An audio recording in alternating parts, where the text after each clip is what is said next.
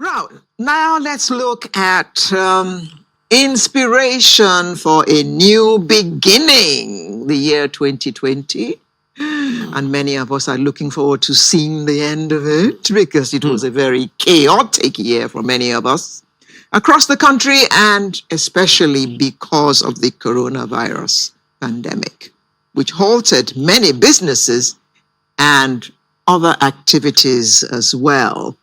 As the new year beckons, some are yet to draw inspiration for a new beginning. And why are we here? We're here to help them. And to help them, we have Mr. Emmanuel DANIA, who is a nation-building enthusiast, as well as Professor Abiola Awoshika, who is Chief Executive Officer of Oasis Education. Good morning to both of you. Good morning. We are almost at the end of a very challenging year. We've recounted all the various things that have happened to us this year. But we thank God we're still standing. Because of what has happened to us, we're looking forward to the future. Some of us with trepidation. What kind of advice would you give us as we look forward to 2021 in light of what is behind us? I think 2020, we all came into 2020 not expecting what we saw in 2020. And if you look back from the moment we started to come into knowledge of this pandemic, I think it's given us enough time to learn to prepare better in 2021. The pandemic would not end at December 31st. It will be with us for quite a while because we're talking about mutation. We don't know to the extent at which this is, but we know that we're in a season where we have to begin to see this as a way of life, a way that we need to adapt. But the advantage for 2021 is that it gives you, from what you've experienced in 2020, it makes you better prepared for 2021. So do we continue with the guidelines that the health has given to us? It's important. I've been listening to all the speakers. It's very important that we're very strict with this. You know, one of the things you find in this part of the world is it's easy for you to find someone, you just assume this person can never have COVID. There's no such thing as that. Everyone in this room at some point in time must have had COVID without even knowing because we're not running consistent tests for us to know. So it's a way of life. But more importantly is that it is not really about whether you're going to be infected. It's about whether you're going to infect someone else. So take responsibility, ensuring that if you're not even careful for yourself, be careful for others. I think that's a very solid way to look at it. You're not protecting yourself for yourself. You're protecting yourself for someone else. Because if your own body system could take it, how do you know that the body system of the other person can take it? And that really is a very, very, very good way, strong way actually to look at it. But how easily will that kind of message get around? But I think we've had this message going around even before now, even though a lot of people don't listen to it. When you're told to wear a mask, it's not because of you, it's because of other people. Right. But the way we would get it around, though, is if, and I hate to say government. I don't want to say, the government for everything, because we know the government cannot do it alone. So maybe we start with our churches, we start with schools, people knowing that, okay, you love your grandma, you love your brother, you love your sister. So why don't you wear a mask for them? Why don't you do it for them? So it's a way to show love, absolutely, because this disease knows no bounds. And we know some people have been said to be more prone to it. Now we're finding that, infants and young children are even, getting COVID in some other parts of the world, maybe not in Nigeria. But so if we know this is the case, then we need to protect others by wearing our masks. Now, Prof, in the course of 2020, some people have lost loved ones. And 2021 is almost upon us. What kind of advice would you give them? Because you do want them to pick up the pieces and move on. How would you tell them, and what would you tell them to be able to get them to, well, it has happened, so pull up your knickers, my friend, and go ahead, face life? No, maybe I wouldn't say it that way. Well, but that would be what was in your mind. Really, it's what you want to give them is hope. Yes, you've lost a loved one. Yeah. You're never going to see them again. But there's a reason you are still here. Yes. And so that means you have work to do. And whatever work that God has laid in your path for you to do, then you've got to fulfill that destiny. And so you encourage them, you love them through it, and you help them pick up whatever they need to. I think someone said here earlier that, I think it was Miss Chi that said, Dr. Joy. Dr. Joy said, all Dinah die.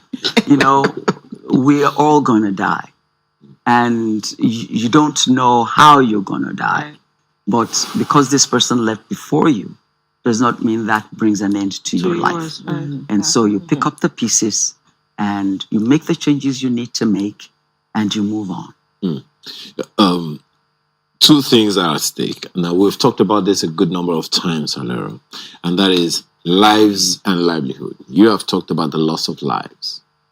Let me take you, Mr. DANIA, on the people who have lost livelihood in this outgoing year.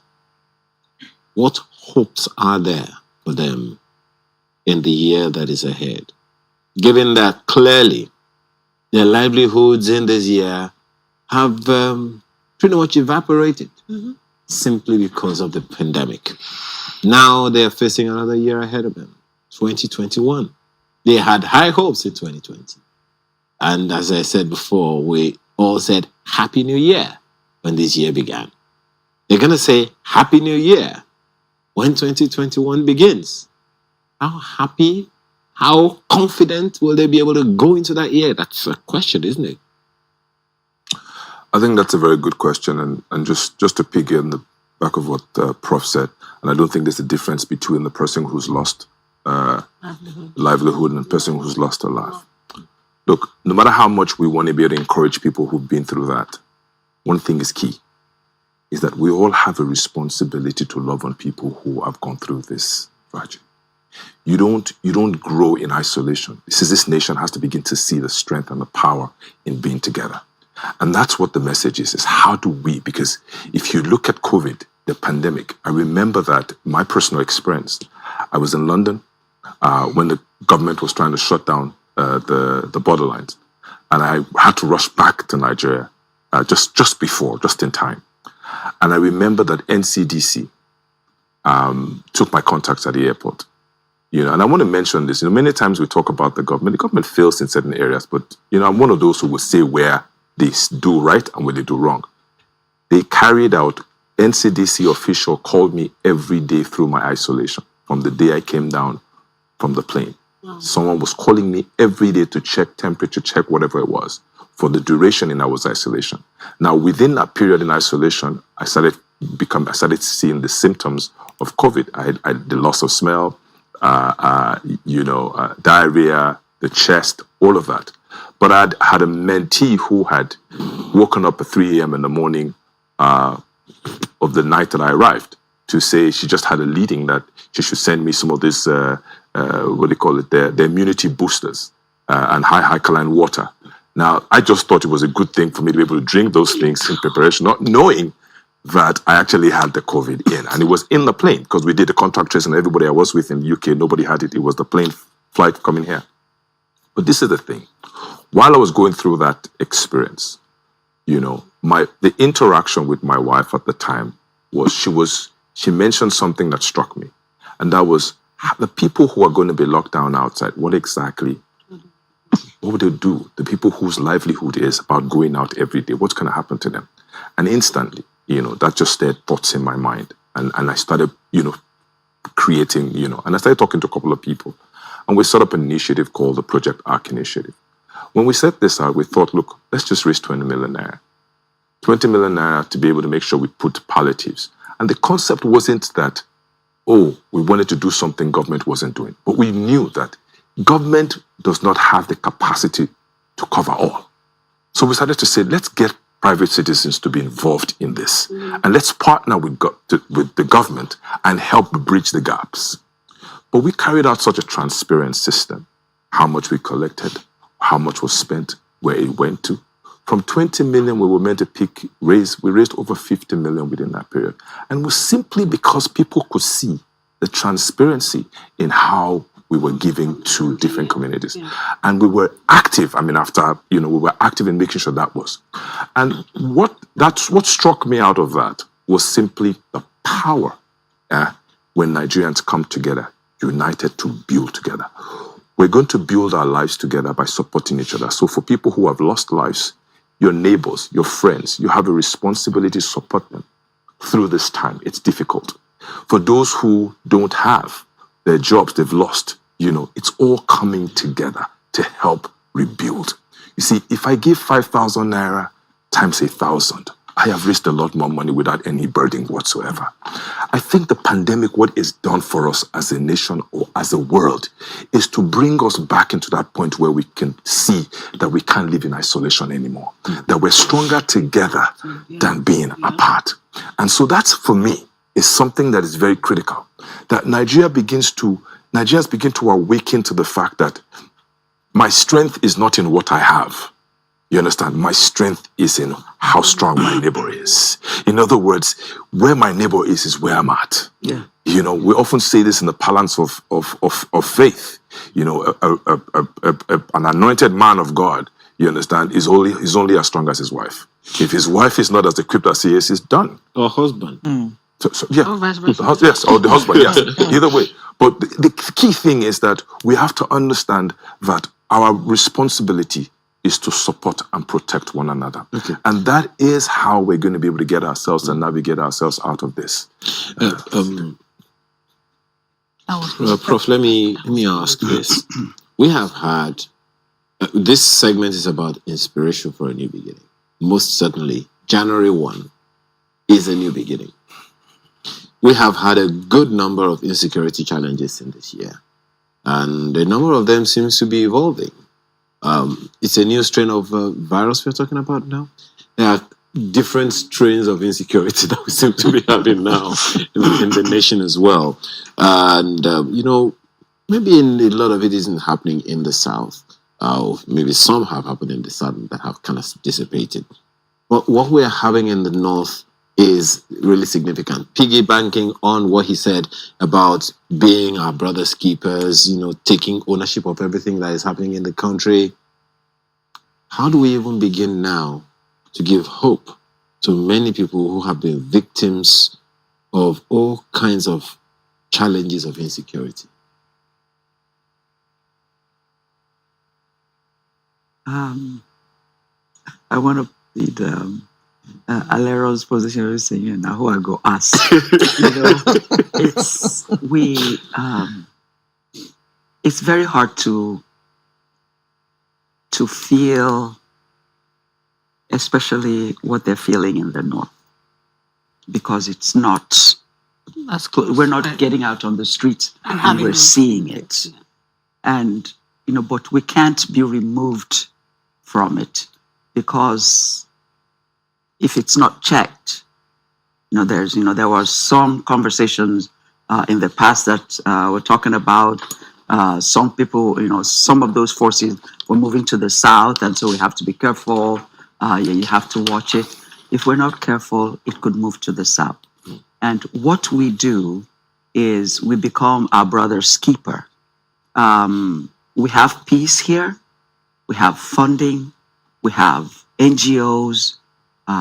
Many of those go up to the north and still, face face the insecurity.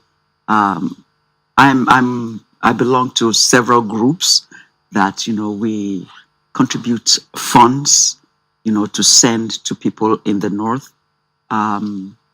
They need love, they need money, and they need care. A lot of those displaced peoples, what do you call them? IDPs, The IDPs, those camps. They would take any form of resources. The children are not in school. The mothers are not being fed. So whatever it is that we can do, wherever we are in the country, they are feeling the brunt of it, and we need to gather our help ourselves and be of help to them. The government cannot do it alone. Yeah. So whether it's churches, you pick an organization up there or an IDP up there, and you make funds available, for them.